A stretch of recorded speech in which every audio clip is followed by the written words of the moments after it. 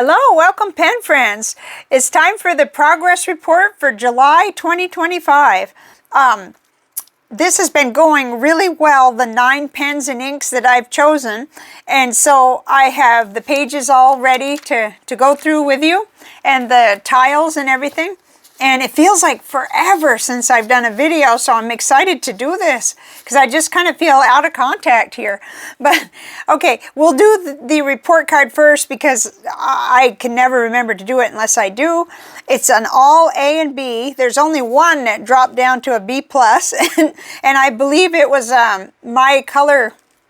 It's just simply a color preference, so I probably shouldn't have graded it so hard. Anyway, the first pen was the TWSBI Eco Rose Gold and White with a medium nib, and in it I've got the KWZ It Smells Like Coffee, and I just love this ink. It's a really good test when I love it this much in a medium nib, so it's an A+. It's just so smooth and lovely, and the flow is great. I don't mind the smell. It doesn't bother me. I don't sort of love it or whatever. I don't look for scented inks, but it's really nice. And it's got, to me, it's a warm brown.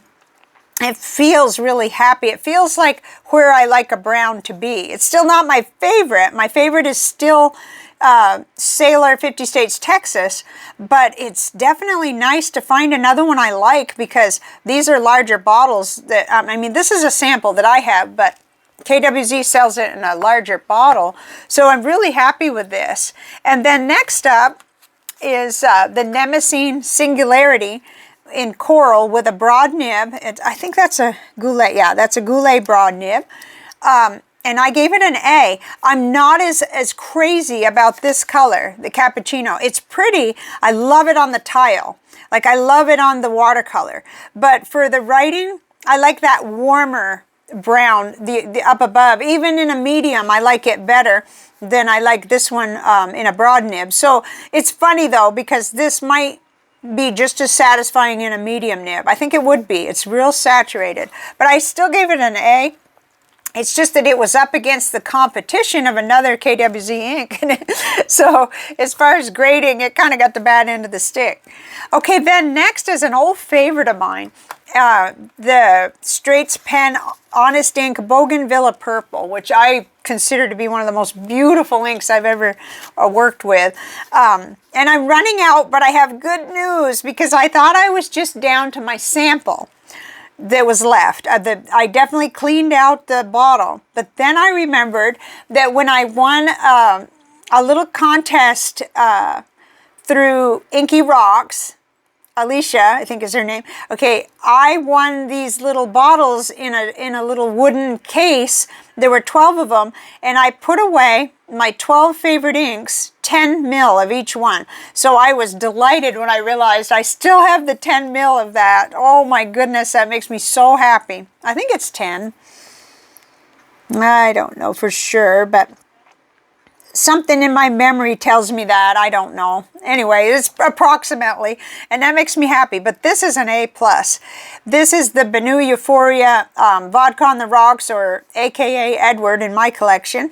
And it's just gorgeous with this ink. You get shading, you get that bright pop of color on the page. I reached for it pretty much.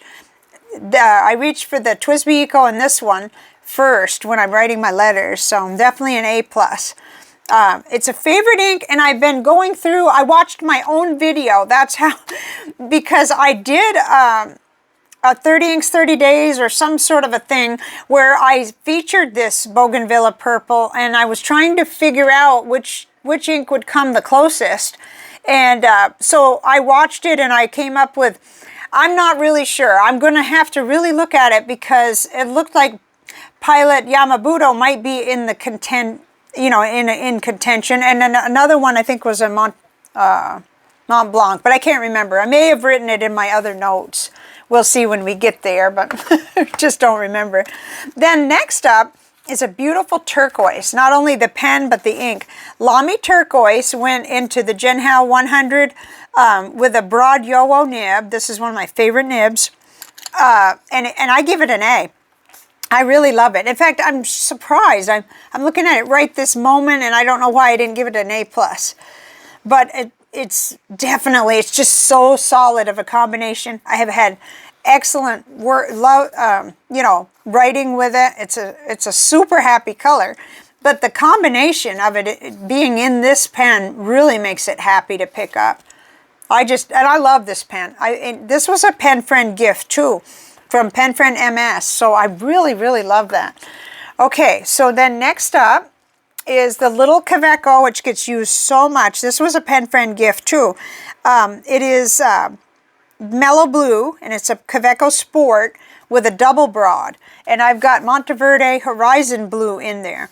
Now, I think it's a little much for the double broad, but I didn't find that to be so on the Kikuyo paper. It was doing well. And so it depends on the paper. But on this 68 GSM Tomoe River paper, and even the 52, you know, it's just a lot of ink coming out. So probably a regular broad in the Kaweco or a medium would be better for this particular ink. But I still haven't had trouble because my letter writing has been on the Kikuyo paper, and it seems to like that. So it's excellent. I gave it an A.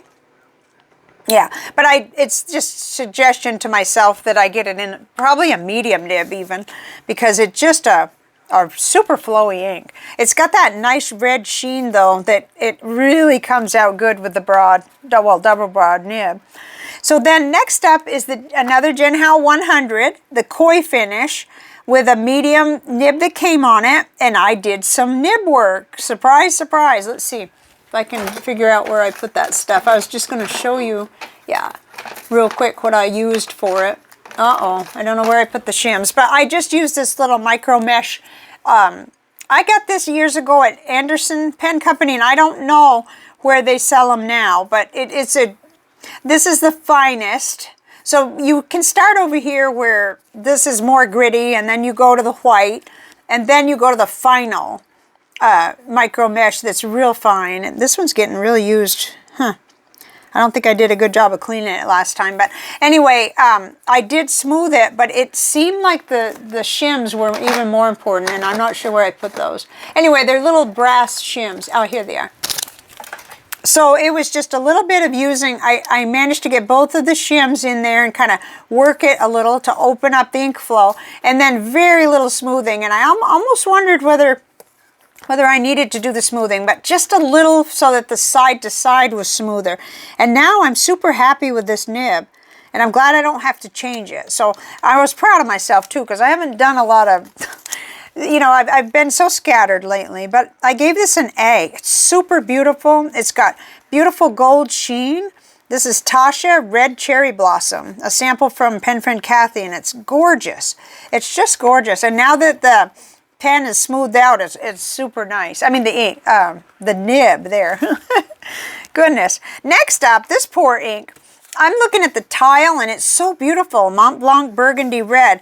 It looks great on that white watercolor paper. I didn't like it as much on Tomoe River paper, so I've got a little more, like, I would say, exploring to do, because I bet it looks better on other papers. And I've used it on the Kikuyo that I'm just finishing up for letter writing, and it's good on that, but I still see it kind of dusty colored, which I like, but there's something about also writing with the bright Bougainvillea purple that gives this sort of a, like, my eyes say, oh no. So I gave it a B+, which is probably not fair.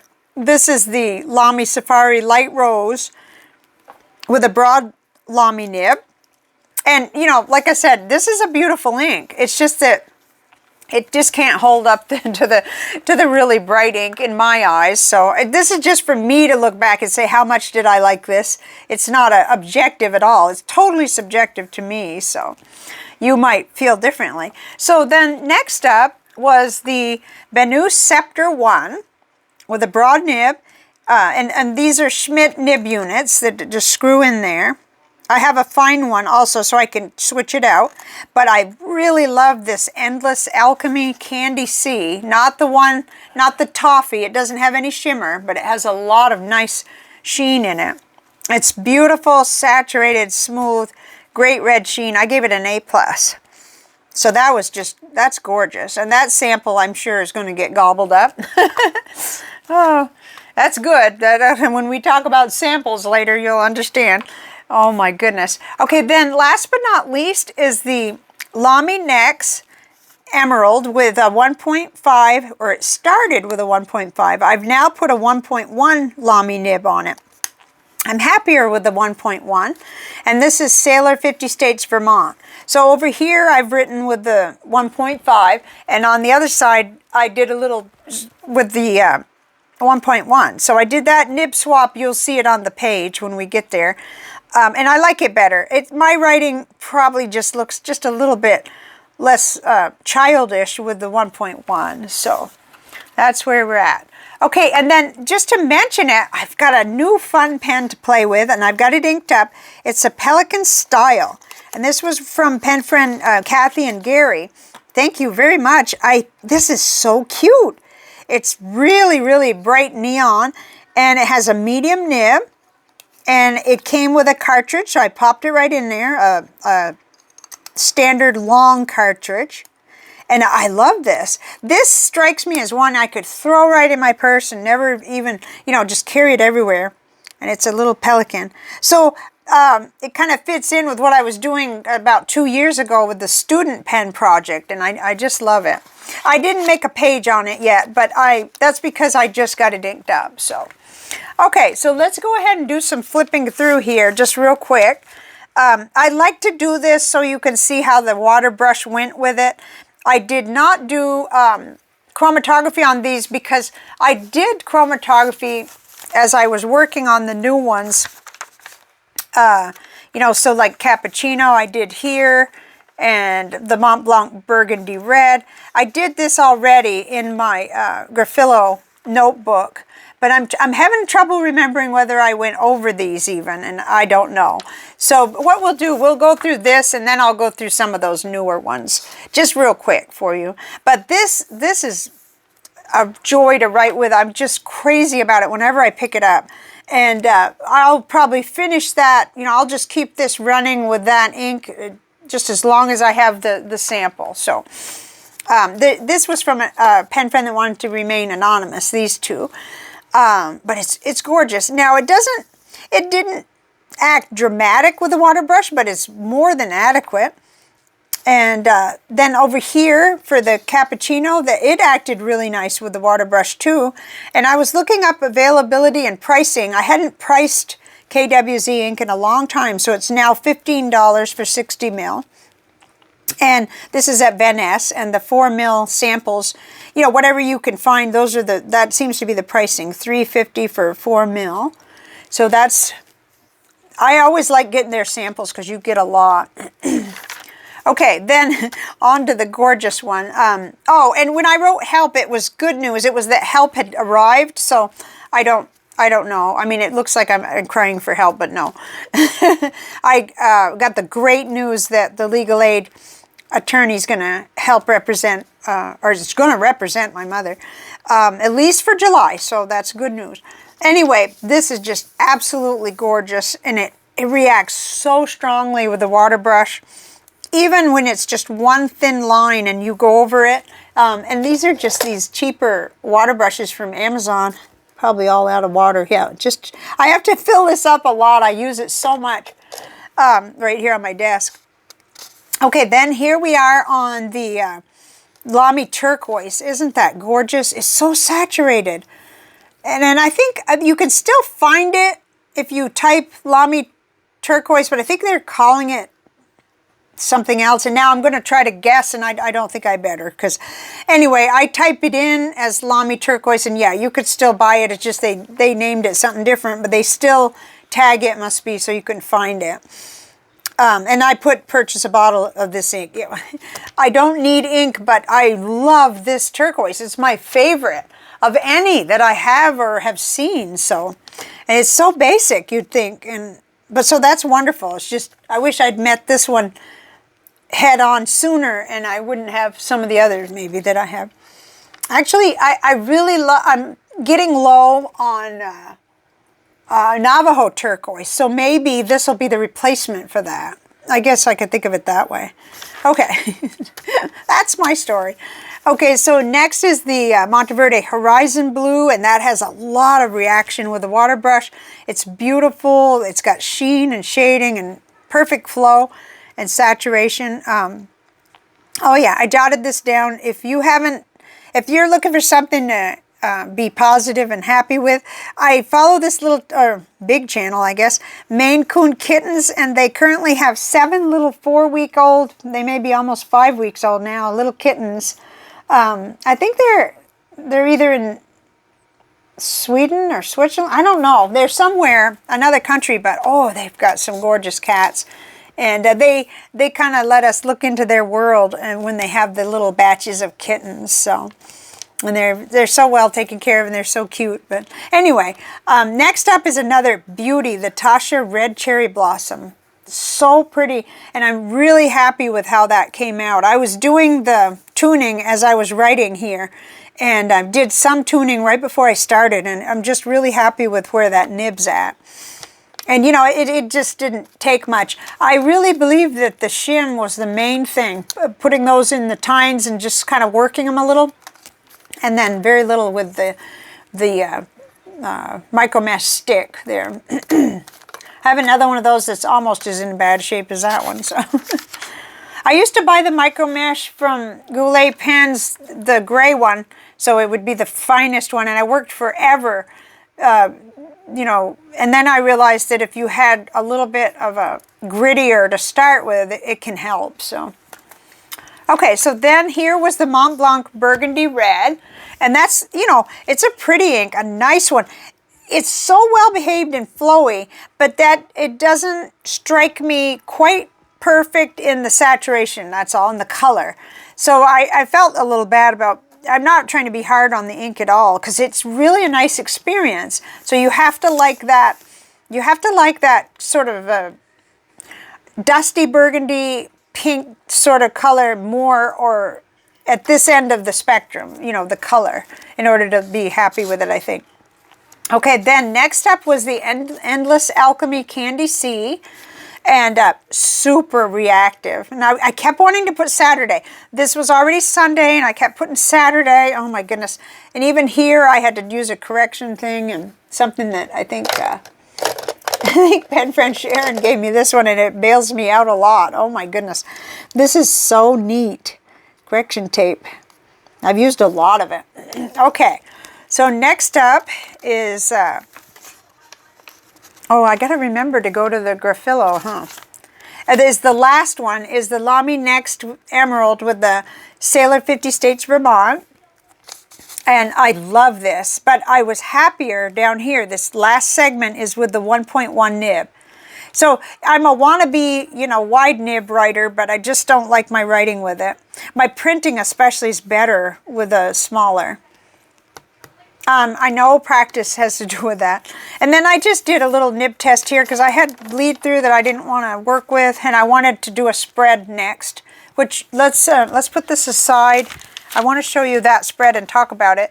But first, I wanted to see about the ones that were new when I put them in here that I did right with this month. So I think that's what yeah. So the KWZ Smells Like Coffee. So nice. Okay, that is the, that was better on Graphilo paper. I like that. Lots better on Graphilo paper than I did on Tomoe River.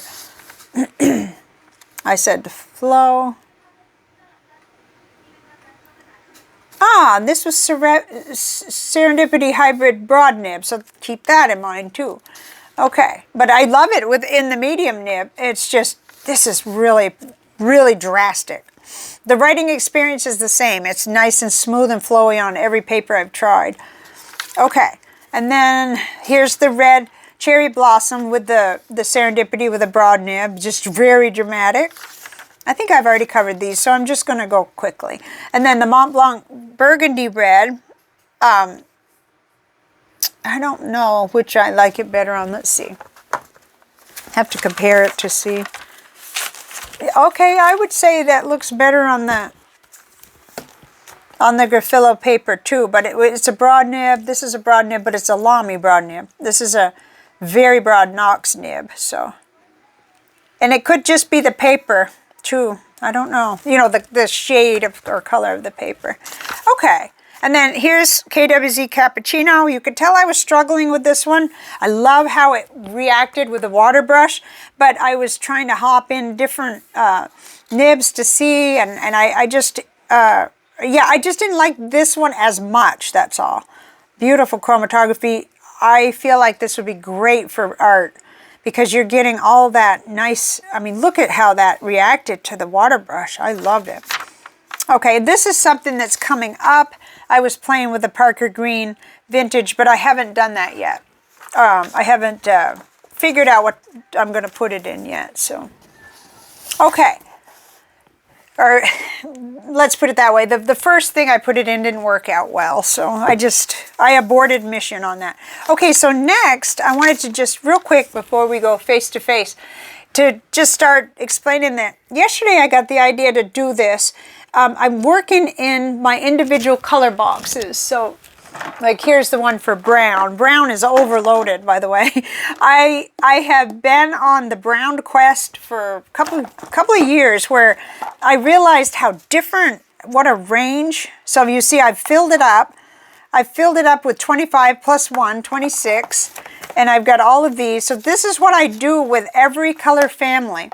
But now I've decided to stick with 12 different boxes. And actually, I think I'm going to have one more. I'm going to have one more box called Special that I'm going to stick the ones that I'm really, really wanting to work with that I don't have a bottle of. But other than that, you know, I've got quite a few that I've explored in the past, Monteverde Moonstone. And I'm not using this as inventory, this spread. But what I'm really happy about is that I finally got to the point where I can really work on each box and write down some of the ones that I wanted to make sure, note to self that I haven't. And then after I did the spread, so I've got purple and pink, and actually that one is actually labeled pink and magenta, but there's a problem there because that's full too. So magenta, or I think it is. I'll pull that out and check here in a minute. So I've got purple, pink, green, brown, blue, black, and teal. And then I had done away with the regular blue, but I'm getting that back again because I can't do it without the darker blue, the teal, and the blue, and the green. So it gets confusing, but not too much because I have worked with some of these long enough and I know what I want to. You know, I really emphasize the teal for one thing, and the blue-black because I'm crazy about blue-black. But nothing here is about me trying to find, you know, what I like so I can buy bottles. It's all pure fun now and using up what I have. So then I've got orange, red, odd. Okay, I felt I needed to do that for things like bronze or gold or even yellow, because I don't work with yellow very much, but I have some. I don't like yellow inks at all, unless there's just been a very few, like from Birmingham, and there's been a very few. And apricot maybe, sailor apricot, and then maroon, okay, because I need to separate that out of red. I have a lot of really deep, dark reds that I want separated. And then gray and black, which I've written all my black ones. I don't have very many, and I don't want very many. But the gray is what I need to get into and be funneling them into there. And then the bright blue. So this will help just as a reference. And I'm almost done with this book. So to be honest, what I think I'm going to do is I'm going to have it either a page or a spread. I'm not sure if I have enough. I don't have 12 spreads, do I? Let's see. 1, 2, 3, 4, 5. Oh boy, 6 maybe. Yep, 7, 8, 9, 10, 11, 12. Yeah, okay. So that may be how I finish this book, is I'm going to explore what's going on in each and every one of those boxes, one by one. And I've meant to do this and wanted to do it for a long time, but I can actually see the light now. And I've chosen another ink journal to be next. That was a pen friend gift from pen friend RL, a long time ago. And I don't know why I didn't already use it, except that I was hoarding it probably. So I said I was going to look in that pink magenta box. Yeah, this is another one where, okay, right now it's not overloaded. But this one, oh dear, I hear a cat screaming. This one is one that's usually overflowing, so I'm not sure what exactly happened there. And I've got more tags than I have bottles. So that's why I want to do a spread on each one. Probably will be messy, and make sure that I've separated everything that I have a bottle for out of here, because there's no need to have them in here. I have a separate place for that. And this is a lot of weird processing here. It's like doing the homework in front of the teacher. Oh, well. Okay. But I don't know. If it inspires you in any way, then my job here is done. So, okay. I think that's it, except I'm going to turn around and do a little chatting before we go. And I'm pleased with this because it helps me see what I'm doing. But I am going to have to add in that special box.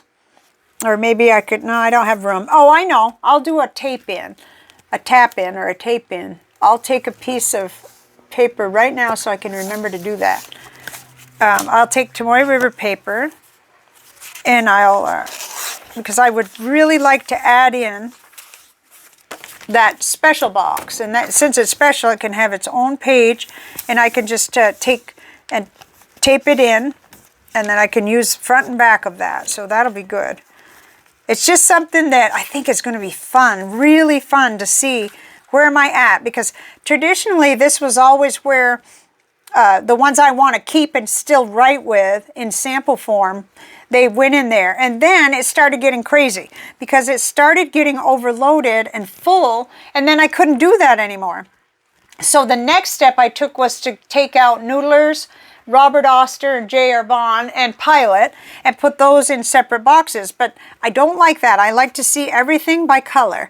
So that's what I'm moving toward.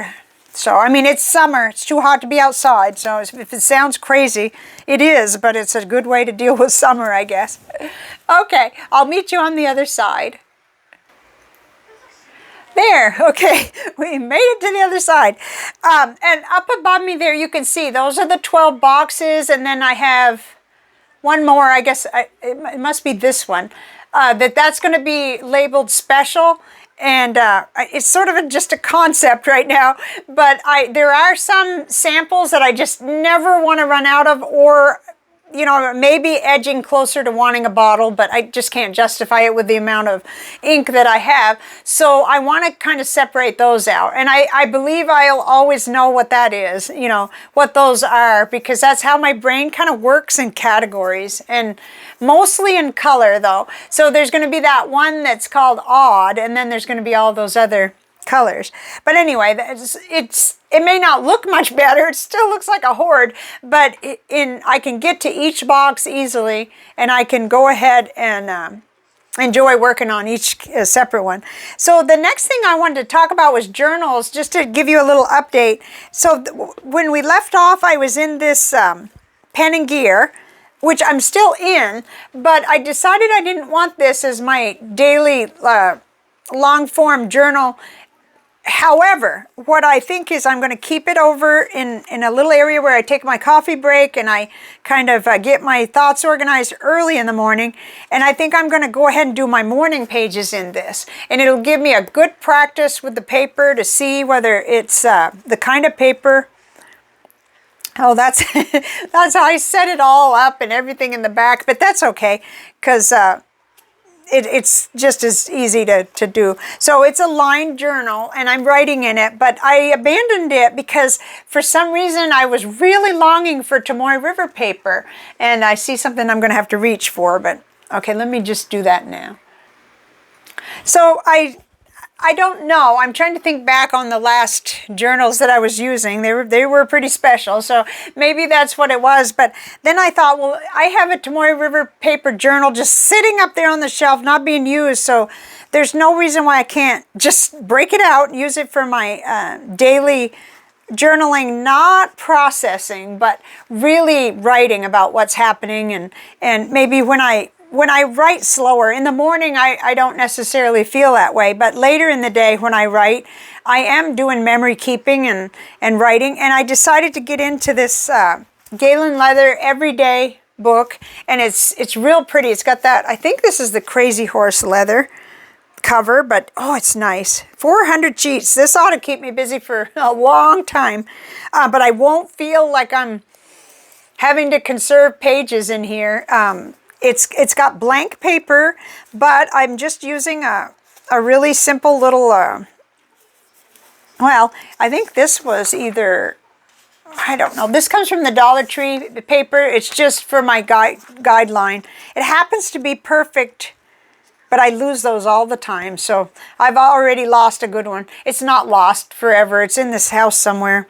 I don't know why I do that. I end up taking them out, and then I'll be gathering up all over the house. So at least I have that cheaper, notebook to pull from. But it's just the right size, the right width. It's got that beautiful paper. Everything that I write with can go in it. It's got ghosting, but I like 52 GSM Tomoe River paper. So this was a generous gift from a pen friend, MS, and I'm really, really excited to be in this one. So I'm not out of the other one. I feel like I can do more, not ugly processing, but things that maybe are just real stream of consciousness in that other one. And we'll just see how it goes. I guess I'll have to keep them together when I finish them on the shelf, because I'll have to label them both with 2025, that'll go down in infamy, I guess. Okay, so just a quick update then on pen pal writing. I've been doing pretty good with that. That's, been doing much better with pen pal writing than video producing or content making, that's for sure. I've got 3 in my reply pile right now, and I recently sent out 6, and this morning I sent out another letter. So I did end up not going to the post office for a while, so I had a buildup of letters, but that's going pretty good. And then I guess last but not least, I wanted to talk about a very specific subject. So if you're not interested in this, I get it. Was the sleep tracking that I'm doing in my bullet journal, which seems almost like a form of magic. So just to take you back, I started this in May. I started doing kind of a graph for myself. I drew a line at 7 hours, which is like drop dead minimum I need to have. So they say you need to have at least 7 hours. And I had what I'd call a poor month. I mean, it was a struggle, and it was a struggle in April too. That's why I started doing this. And I had 11 days where I fell short of the 7 hours. And I thought to myself, well, I'm not gonna panic, but I'm gonna keep on looking at this and keep looking at my notes and keep comparing, what was going on, what could have caused the problem, because in this 3 months, I have discovered that if I wake up at 3 or something and the thoughts start going, it's tough. But I found things that I could tell myself, and I found little things where I could just put it off and say, you're going to write about that tomorrow, And I've also made other discoveries, like the higher my steps are, the better my sleep is, and, the journaling is a key, like writing in the process notebook and the regular notebook. It seems to really keep me going. And I know that sounds complicated. It's not. It just means, am I writing or am I not writing? Because if I'm not writing, then all of that gook is in my brain. So that was May. Let's turn to June. Okay, so that was 11 days failing to get 7 hours. And I was not impressed. I was like, no way. We got to get better. So then, okay, and some of those were significantly lower. Like, okay, I'm just going to go down the 4.5 hours. 6 hours, okay. That wasn't too bad. 5 hours. 5 hours. Oh, so it was 3 days in a row. Good heavens. Okay, bad phone call, bad meeting. Okay. So I was allowing my emotions, my reactions to things to just, to just control me. So that was just being aware that I was doing that. that has made such a difference. Okay, so I had some pretty low ones. Then we turn to June and things look a little better. The red lines get closer to 7, especially toward the end of the month. Up here, I mean, this was hideous. What was going on? I don't know. I didn't make OPPs, other people's problems. Well, that's a nasty thing to say, but in a way, it's like, can I do something about that? You know, can I? And if I can't, then it's tough. It's really tough. Okay, so then there were only -9 days, and things were getting kind of good. Look at that. I was having a long streaks of the green. Now, I don't know, back in May, no, there was none of that in May. It was 2 days, 3 days, 2 days, 3 days. It was very consistently bad. So I asked my counselor about this. I said, wow, I can't tell you that things have really changed that much. Like, there's problems that still exist and things are still ongoing, but he said that just tracking makes such a difference. So it makes me really excited, because there are other areas I'd like to do this in, but I need to get creative, and I'd like to fit it right on this spread. I don't want to be working in 6 different notebooks tracking, you know, 6 different things. So now we turn to this month, which is July, and something very, very unusual has happened. And I keep telling myself, you might have a red line yet, you know, so don't get, you know, just breathe and just keep on doing what you're doing. But I have yet to fail to get the 7 hours. In fact, I only see one touching the line right there. Everything else has been 8 hours or more. So it's kind of like a self-correcting kind of thing. Really, really nice. You know, and I've been tracking mood as well, but it's really the sleep that matters more to me. I think the sleep actually drives the mood a lot. Like, it doesn't matter what's going on. If I've had poor sleep, then I'm probably going to have a low number on how I rate myself from 1 to 10 with the mood. And I'm keeping up sort of with that. I probably got a couple days that I didn't. And I was kind of feeling pretty flat for July, and that reflects that. But I'm really, the one I'm going to stick with for now is the sleep tracking. That is astounding. It shows, this is the 3rd month, and it shows improvement. So I wanted to share it. I didn't want to make it a separate video, but I felt that it was worth, hopefully I'll be able to tag it enough, make little note in the description, so if you're ever looking for this again, because that does bother me. If I can't, sometimes I have to look at my own stuff to remember, like with that Bougainvillea purple, I didn't remember fully which inks it compared to the best. I mean, you know, after, you can't be a walking catalog in your brain, I guess. So anyway, I'll try to tag it well enough, label it well enough. And I just thought that might be interesting to you. If you have sleep as an issue, this might be some form of tracking it this way.